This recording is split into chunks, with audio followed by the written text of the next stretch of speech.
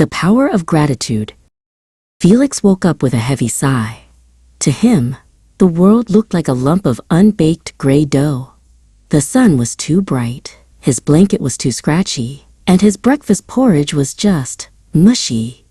Everything is so boring, he grumbled, kicking a stray slipper across the floor.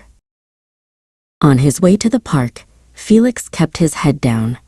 He didn't notice the squirrels playing tag or the smell of fresh rain on the pavement. To Felix, the sidewalk was just a long, bumpy path to nowhere.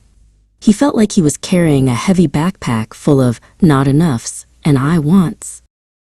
Near the big oak tree, Felix saw his neighbor, Loomis. Loomis was sitting on a bench, holding a small, shimmering yellow glass lens. He wasn't looking at the ground. He was looking at a single dandelion growing in a crack. Loomis was smiling so wide that his cheeks looked like two bright red apples. "What are you doing, Loomis?" Felix asked. Loomis handed him the shimmering lens. "This is a gratitude lens, Felix," he whispered. "Without it, the world is just clay. But when you look through it and find something to be thankful for, the magic starts to happen. Try it. Find one small thing." Felix took the lens and held it up to his eye. He looked at a plain gray pebble by his shoe. At first, it was just a rock. But then he thought, "I'm glad this pebble is smooth. It feels nice in my hand." Suddenly, through the lens, the pebble began to glow with a warm golden light. "It worked," Felix shouted. He looked at Loomis, and the golden light spread. Loomis looked even brighter than before.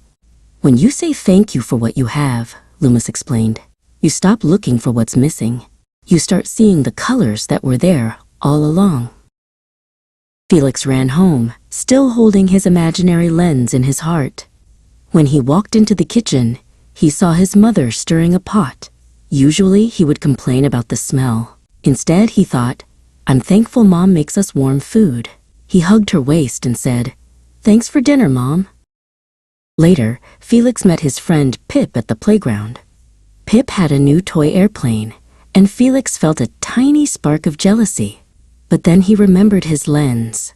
"I'm glad Pip has a cool toy so we can play together," he thought. He ran over and said, "That's an awesome plane, Pip. Can I watch it fly?" As the sun began to set, the entire town of Oakhaven looked different to Felix. It wasn't gray dough anymore. It was a masterpiece of textures and colors.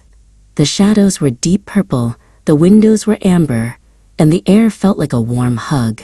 He realized the world hadn't changed. He had. That night, Felix didn't kick his slippers. He tucked himself into his blue blanket and felt how soft it was. He looked out the window and saw Loomis walking home in the moonlight.